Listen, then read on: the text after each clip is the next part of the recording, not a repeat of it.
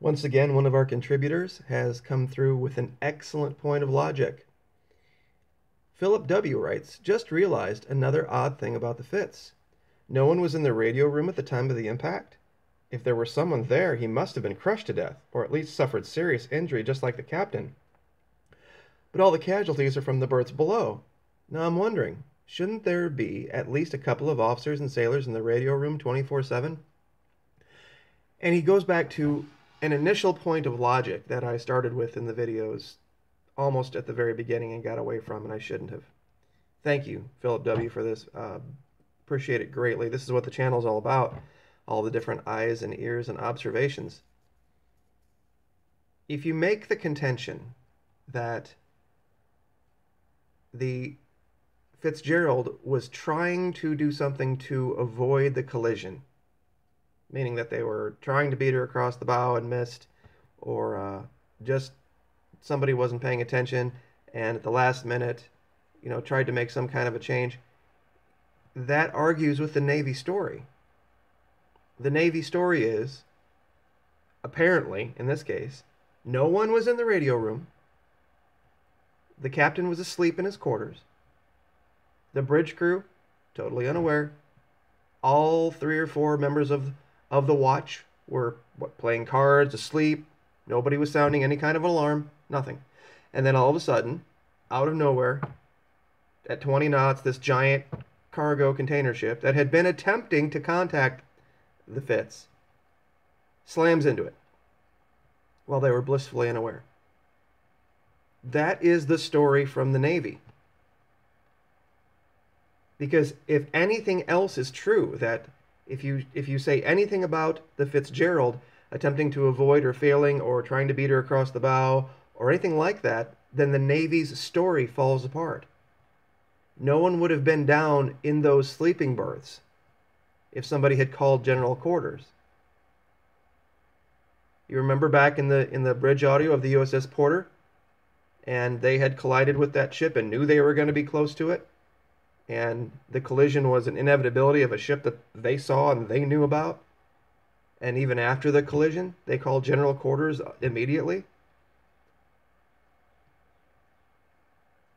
And thank you again, Philip W., for pointing out this point of simple logic.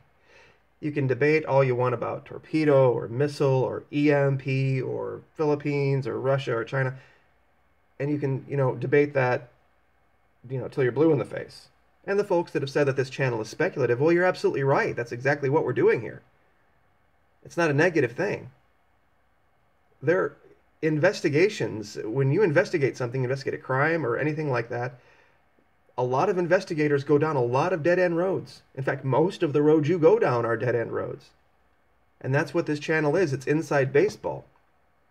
The channel here is not about, me telling you everything that is true and honest and right and, factual in the world. It's about me putting out the theories and saying, here's what doesn't make sense. Here's what's going on. What do you think? Discuss.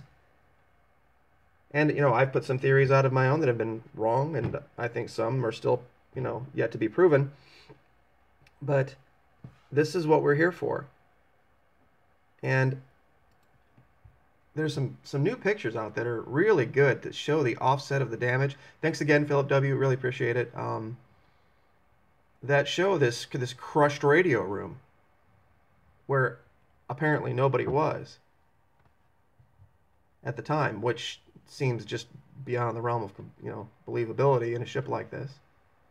It shows, how the damage is way over here to the front and way down below. And, I found a couple other pictures. Now, this is actually from one of my own videos from the 6th of July.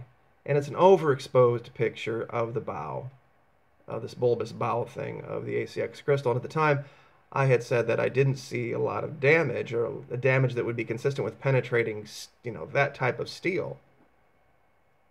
But we have this newer picture here that's not quite as exposed, and it does show some scratches, but, it would seem like with that kind of an impact, it would be a lot more than just scratches. But there's this other picture here. And have you ever played those games online where you look at two pictures that are supposed to be really close to the same, but there's some differences? Now, I know this is starboard and the other one's port, but looking at this bulbous bow on the ACX crystal and looking at this bulbous bow, I don't know. It could be perspective, but something seems weird. Maybe the audience could help me out with that. But we are going full 30 days now tomorrow into the investigation, and still nothing from the Navy of consequence. After 30 days, nothing. They're saying their investigation won't be done until September. How they can actually say that say, okay, we're going to investigate and we're going to get to the bottom of it, but we're for sure going to take 3 months to do it. Done a few investigations with the military, not the Navy, the Army, but, you know, if they are trying to be an organization that, and this is the quote from the Admiral, that they said they were going to be fully cooperative with the Japanese and the other authorities that were doing their investigation. They have a very interesting definition of fully cooperative. And they also said the U.S. Coast Guard was going to take the lead on the Marine death investigation. Now, I know the U.S. Coast Guard was involved over there in some tangential way, moving the ship around. But what, can someone out there please explain to me why the U.S. Coast Guard would be the lead investigatory body into the death of those 7 sailors, given that this happened in Japanese waters? I mean, I know there's the sovereignty thing with U.S. military ships, but this is one of our allies. You know, when that happened in Yemen with the coal, you know, begrudgingly on the behalf of the Yemenis, they worked with the FBI. Because there was, you know, the story of the FBI agents that landed and got the guns put in their face and all this kind of stuff. But nevertheless, you know, and the Yemenis are not exactly our allies. Yet we worked with them. And it seems like in that case, in a much more open and closer way than we're working with the Japanese now. Given that, you know, the non-disclosure agreements and, you know, the things that we've covered. So anyway, once again, Philip W., what the channel is all about, it's all about you, the views, the subscribership blew by 5,000 last night sometime, and that's because of you guys and the polite, intelligent, thoughtful, informed conversation that you guys are having down here. Looks like the trolls are starting to rally again. We might be touching a nerve. I think they thought for sure the Navy by now would have come out and rode to their rescue and put forth some completely believable story of the accident by now, and that hasn't happened, and so it's kind of getting under their skin. You know, no worries. We're going to keep going forward. Thank you very much. Like, share, subscribe. We'll see you next time. Thank you.